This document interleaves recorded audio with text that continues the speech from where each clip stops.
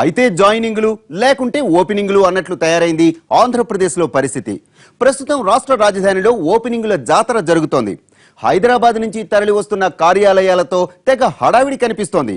ఈ పరిస్థితికి political link పెట్టేస్తూ సరదా చర్చలు జరుగుతున్నాయి టీడీపీలో.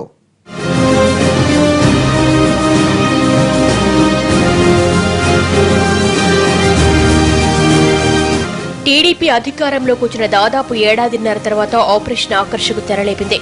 అప్పటి నుంచి రెగ్యులర్ ఇంటర్వెల్స్ లో ఎవరో ఒకరు రావడం, కండువా కప్పించుకోవడం, పార్టీలో చేరడం జరుగుతోంది.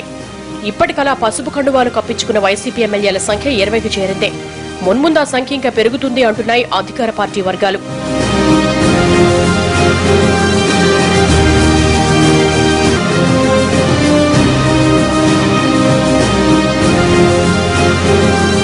అయితే ప్రస్తుతం వలసలకు కొంచెం బ్రేక్ పడింది. దాంతో పసుపు కండువాలకు గిరాకీ తగ్గినట్లు కనిపిస్తోంది.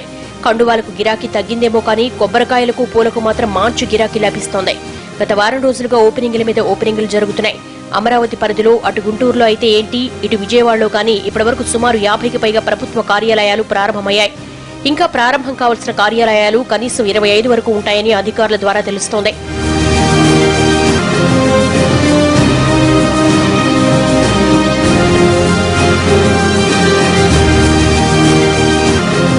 అలాగే వెలగపూడిలో నిర్మించిన తాత్కాలిక సచివాలయంలోని 5వ బ్లాకును కూడా లాంఛనంగా ప్రారంభించేశారు మంత్రులు.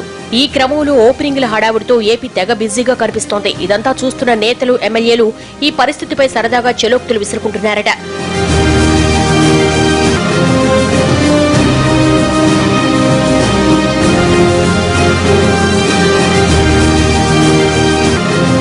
రాష్ట్రంలో పరిస్థితి భలేగా ఉంది, అయితే ఓపెనింగ్లు లేకుంటే జాయినింగ్లు అంటూ సరదాగా నవ్వేసుకుంటున్నారట.